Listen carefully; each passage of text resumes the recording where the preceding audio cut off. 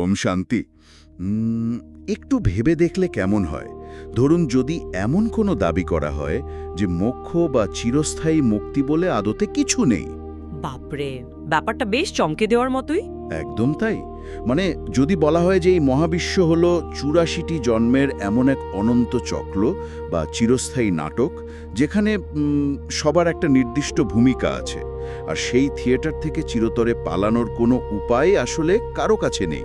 হ্যাঁ, আর আজকের সোর্স মেটেরিয়ালটি ঠিক এমনই কিছু অভাবনীয় আর প্রচলিত আধ্যাত্মিক ধারণার বাইরের দাবি তুলে ধরছে। ঠিক। তো আজকের এই গভীর বিশ্লেষণটি মূলত ২৬ মে ২০২৬ সালের একটি প্রাতকালীন মুরলির ওপর ভিত্তি করে তৈরি। এটি মধুবন থেকে আসা একটি আধ্যাত্মিক বার্তা। তবে আলোচনায় যাওয়ার আগে একটা বিষয় একটু স্পষ্ট করে নেওয়া ভালো, তাই না? হ্যাঁ, অবশ্যই। মানে আমরা কিন্তু এই সোর্সের আধ্যাত্মিক মতবাদগুলোকে কোনোভাবেই প্রচার বা সমর্থন করছি না।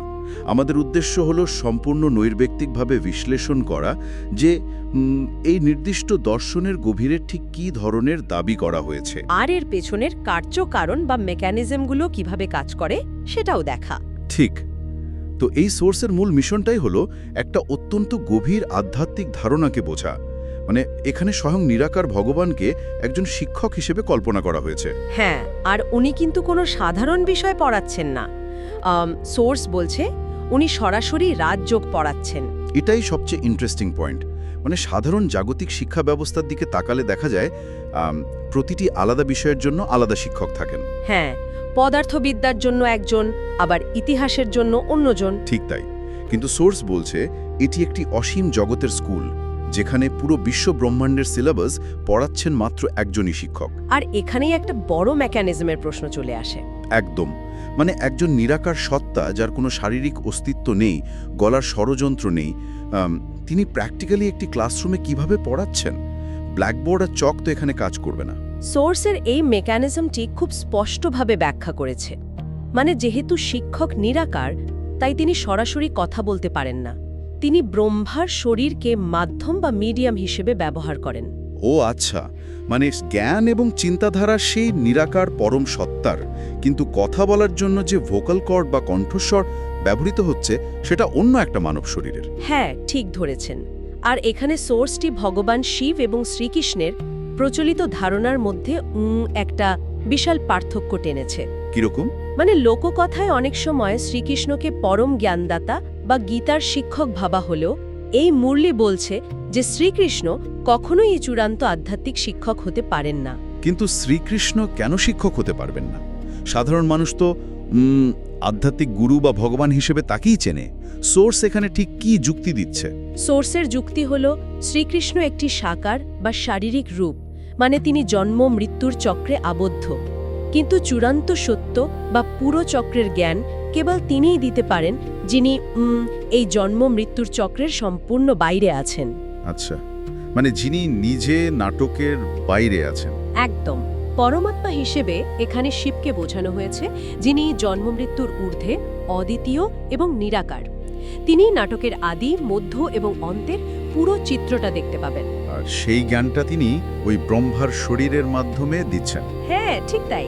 তো শিক্ষককে সেটা তো বোঝা গেল, কিন্তু যদি একজন নিরাকার শিক্ষক ব্রহ্মার মাধ্যমে পড়াচ্ছেন, তবে ছাত্ররাও নিশ্চয়ই সাধারণ নিয়মে শিখছে না। না, একদমই না। সোর্স বলছে এখানে শিক্ষাদানের কেন্দ্রবিন্দুতে কোনো শারীরিক পরিচয় নেই। মানে কোনো বাঙালি, গুজরাটি বা মারাঠি পরিচয়ে কাউকে পড়ানো হচ্ছে না। হ্যাঁ, পড়াচ্ছেন সরাসরি আত্মাকে। কিন্তু এই আত্মিক ক্লাসরুমের নিয়মকানুনগুলো তো আমাদের চেনা একাডেমিক জগতের একেবারে বিপরীত। সোর্সে বলা হয়েছে মাত্র ৩ মাসের একজন নতুন ছাত্র অনেক পুরনো ছাত্রদের থেকেও পড়াশোনা এগিয়ে যেতে পারে। হ্যাঁ, এটা বেশ অদ্ভুত শোনালেও সোর্স এটার ব্যাখ্যা দিয়েছে। কিন্তু এটা প্র্যাকটিক্যালি কিভাবে সম্ভব? 3 দশকের পুরনো ছাত্রের তো এই অভ্যাসে অনেক বেশি পোক্ত হওয়ার কথা। তাহলে নতুনরা কিভাবে এগিয়ে যাচ্ছে?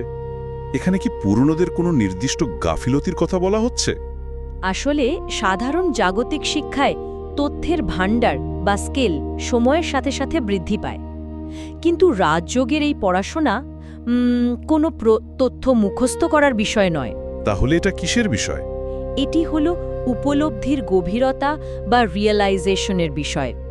সোর্স অনুযায়ী এই পড়াশোনার চূড়ান্ত লক্ষ্য হল কর্মাতীত অবস্থা প্রাপ্ত করা।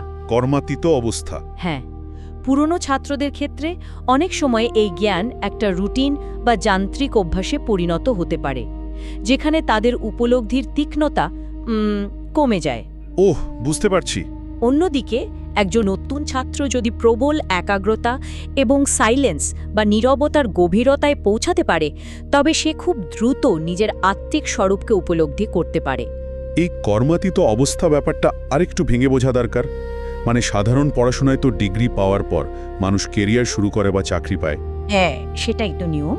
তাহলে এই আধ্যাত্মিক স্কুলে পাশ করার বা কর্মাতীত হওয়ার প্র্যাকটিক্যাল অর্থ কি? এটা কি কোনো ফাইনাল এক্সামের মতো? কর্মাতীত মানে হলো এমন এক চূড়ান্ত অবস্থা যেখানে আত্মার সমস্ত পূর্ববর্তী কর্মের হিসাব নিকাশ বা কার্মিক অ্যাকাউন্ট শূন্য হয়ে গেছে। মানে একদম ক্লিয়ার স্লেট। হ্যাঁ, মানুষ জীবনে যা কিছু কর্ম করে তার একটা সূক্ষ্ম বোঝা আত্মার সাথে জড়িয়ে থাকে। রাজযোগের মূল মেকানিজমটাই হলো সেই সমস্ত পুরনো হিসাব চুকিয়ে আত্মাকে সম্পূর্ণ মুক্ত আর হালকা করা।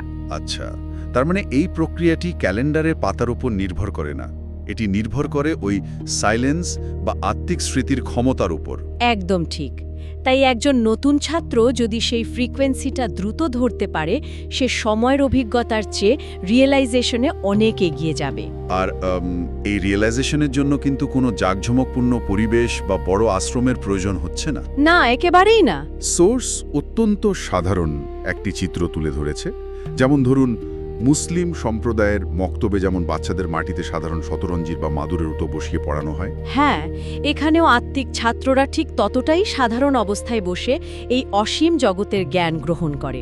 বাহ্যিক আড়ম্বরের কোনো স্থান এখানে নেই। বাহ্যিক আড়ম্বর নেই, কারণ পুরো মনোযোগটা রয়েছে অভ্যন্তরীণ বিবর্তনের দিকে। ঠিক।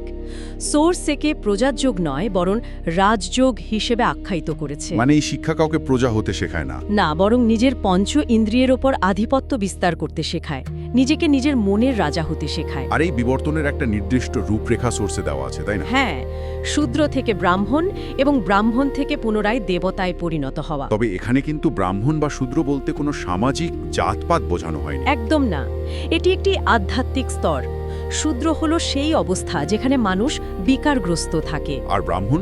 ব্রাহ্মণ হলো সেই ট্রানজিশনাল স্টেজ যেখানে মানুষ পুরনো নেতিবাচক অভ্যাস ত্যাগ করে পবিত্রতার পথে হাঁটে। খুব সুন্দর একটা কনসেপ্ট। কিন্তু ব্যক্তিগত স্তরে এই বিবর্তন বা শূদ্র থেকে দেবতা হওয়ার প্রক্রিয়াটা যদি চলতেই থাকে, তবে সামগ্রিকভাবে বিশ্বের টাইমলাইনটা কিভাবে কাজ করছে? এটা খুব গুরুত্বপূর্ণ একটা প্রশ্ন। কারণ আত্মাদের এই পরিবর্তনের সাথে বিশ্বের ইতিহাস এবং ভূগোলের পুনরাবৃত্তির একটা বড় সম্পর্ক সোর্সে দেখানো হয়েছে। হ্যাঁ, মানে বিশ্বের ইতিহাস কোনো সরল রেখা বা লিনিয়ার টাইমলাইনে চলে না। সোর্স বলছে এটি একটি চক্রাকার প্রক্রিয়া বা সাইকেল। মানে ওই গোল্ডেন এজ আর সিলভার এজের ব্যাপারটা। ঠিক। সোর্স বলছে যে মানবজাতি মূলত 4টি প্রধান যুগ পার হয়: গোল্ডেন এজ বা স্বর্ণযুগ, তারপর সিলভার এজ বা রৌপ্য যুগ, কপার এজ বা তাম্রযুগ, এবং শেষে আয়রন এজ বা লৌহ যুগ। একদম। আর এই পুরো চক্রটিতে একটি আত্মা সর্বাধিক 84টি জন্ম নিতে পারে। সত্যযুগের আদি পবিত্র অবস্থা থেকে কলিযুগের চরম অবক্ষয় পর্যন্ত এই পুরো যাত্রাটা আত্মাদের করতে হয়। আর সবচেয়ে গুরুত্বপূর্ণ সময়টা হলো বর্তমান সময়টা, তাই না? হ্যাঁ, সোর্স বলছে বর্তমানে যে সময়টা চলছে সেটা হলো আয়রন এজ এবং গোল্ডেন এজের ঠিক মধ্যবর্তী সময়, যাকে সঙ্গম যুগ বা কনফ্লুয়েন্স এজ বলা হচ্ছে। ঠিক।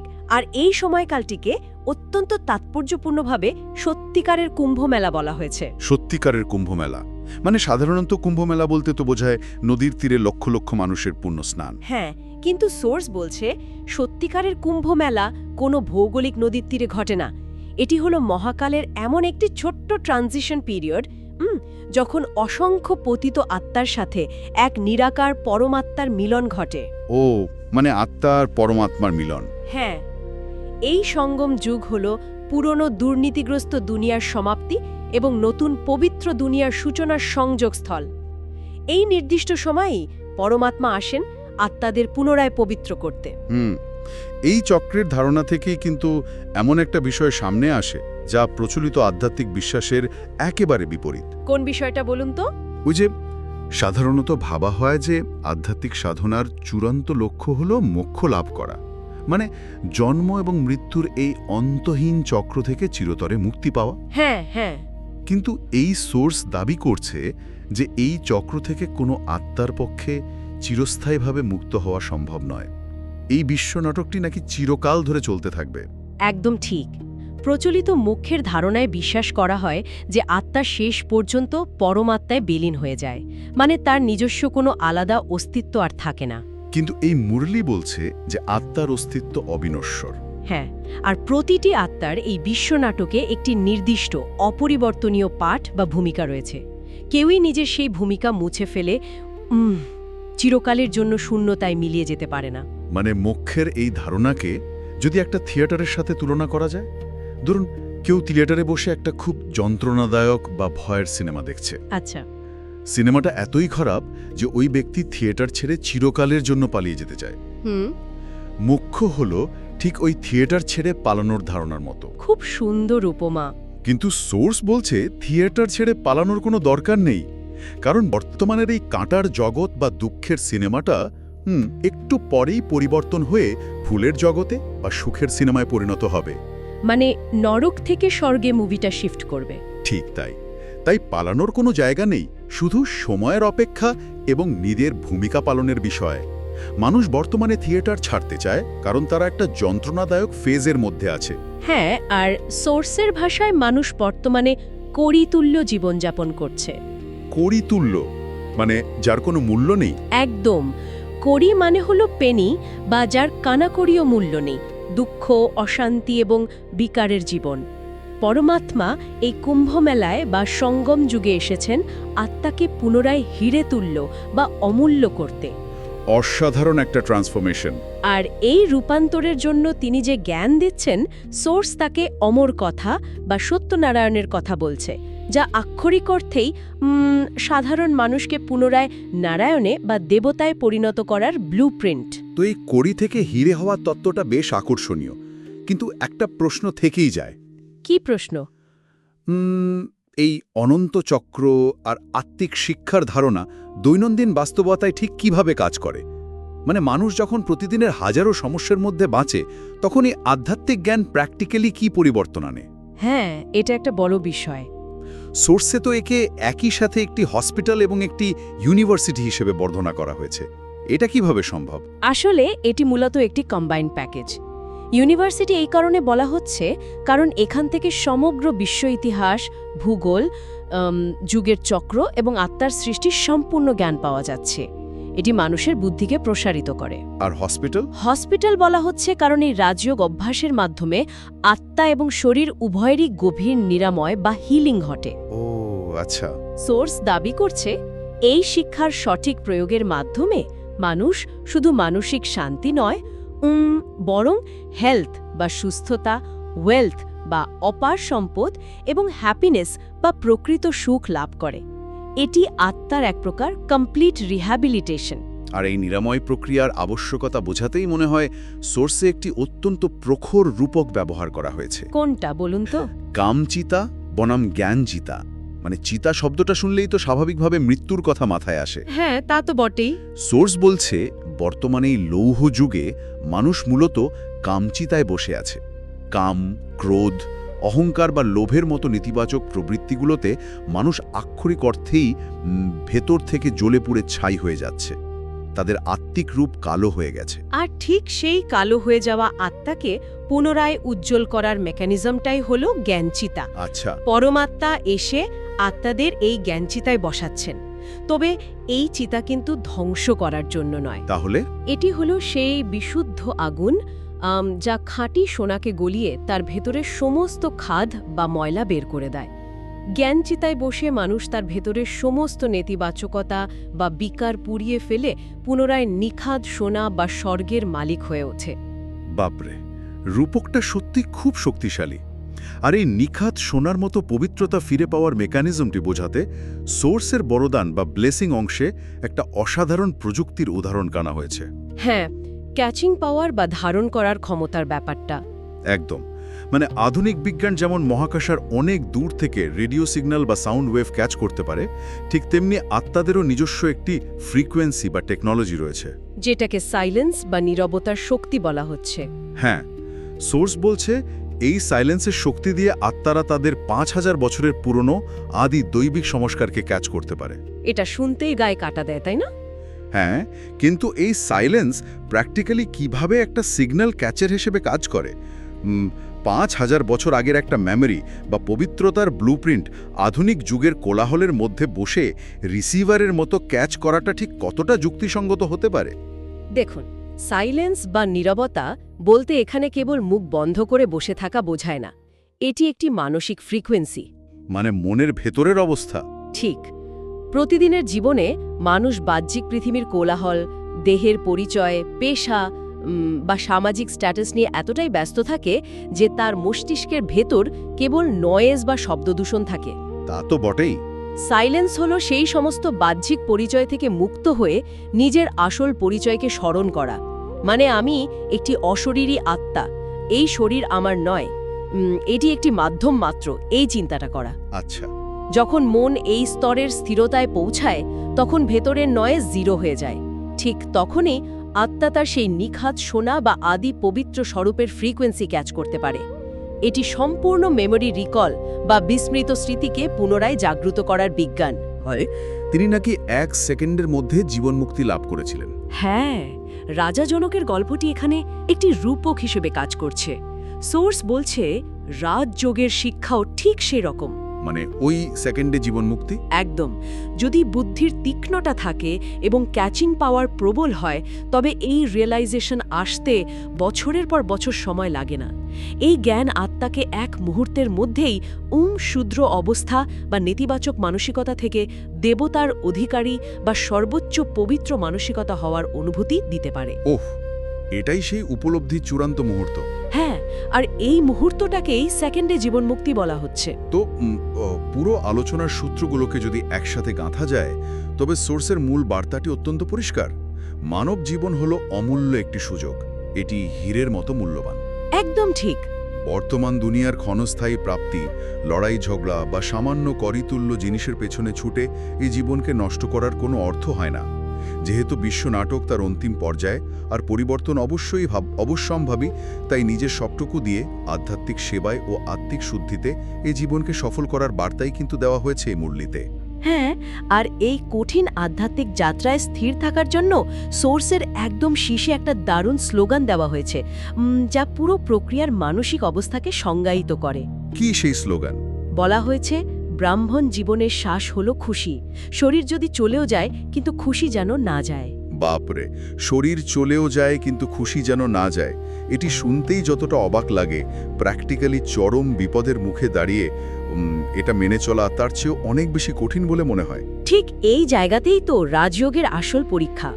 আধ্যাত্মিক পথ মানেই মুখ গোমরা করে বসে থাকা বা জাগতিক দায়িত্ব ছেড়ে পাহাড়ে চলে যাওয়া নয়। আচ্ছা, জীবনী শক্তি বা শ্বাস প্রশ্বাস। মৃত্যু তো একটি প্রাকৃতিক প্রক্রিয়া। হ্যাঁ, সেটা তো বদলানো যাবে না। কিন্তু যার এই পূর্ণ উপলব্ধি থাকে যে মহাবিশ্বের সর্বশক্তিমান সত্তা সরাসরি তাকে পড়াচ্ছেন এবং সে একটি অনন্ত আনন্দময় চক্রের অংশ, তার মন থেকে চরম বিপর্যয়ের মুহূর্তেও সেই খুশি মুছে যায় না। দুর্দান্ত একটা কনসেপ্ট। তো আজকের এই সোর্স মেটেরিয়াল প্রচলিত অনেক বিশ্বাসকেই এক নতুন লেন্সের মাধ্যমে দেখিয়েছে। মোক্ষের অনুপস্থিতি, চক্রাকার সময়ে আর সাইলেন্সের সাহায্যে 5000 বছরের পুরনো সিগন্যাল ক্যাচ করার ধারণাগুলো সত্যি চিন্তার উদ্রেক করে। হ্যাঁ, আজকের আলোচনাটা সত্যি খুব গভীর ছিল। একদম। আর আলোচনার একেবারে শেষে এসে একটি গভীর চিন্তার বিষয় উঠে আসে। যদি সত্যি বিশ্বের ইতিহাস ও ভূগোল একটি নির্দিষ্ট চক্রে 84 জন্মের মধ্য দিয়ে পুনরাবৃত্তি হতে থাকে, হ্যাঁ, এবং সাইলেন্সের মাধ্যমে যেতে পুরনো মেমোরি ক্যাচ করা যায়, তবে একটা বড় প্রশ্ন সামনে এসে দাঁড়ায়। আজ এই মুহূর্তে বর্তমান সময়ে মানুষ নিজেদের অজান্তেই কেমন সংস্কার বা ব্লুপ্রিন্ট তৈরি করছে? এটা খুব ইম্পর্ট্যান্ট একটা প্রশ্ন। হ্যাঁ, মানে দৈনন্দিন জীবনের ক্ষুদ্র ক্ষুদ্র কর্মের মাধ্যমে কি কেউ কামচিতায় বসে কড়িকিলো কোনো স্মৃতি তৈরি করছেন, নাকি জ্ঞানচিতায় বসে হীরের মতো কোনো পবিত্র সংস্কার করছেন? কারণ সোর্সের নিয়ম অনুযায়ী আজ যে সিগন্যাল বা ব্লুপ্রিন্ট তৈরি হচ্ছে হ্যাঁ, আগামী ৫,০০০ বছর পর ঠিক এই চক্রের একই সময়ে সেই একই সিগন্যাল পুনরায় প্রতিধ্বনিত হবে। একদম তাই। তো এই অনন্ত চক্র আর বর্তমান মুহূর্তের গুরুত্বের চিন্তার সাথেই আজ আমরা আমাদের এই বিশ্লেষণ থেকে বিদায় নিচ্ছি। ওম শান্তি। ওম শান্তি।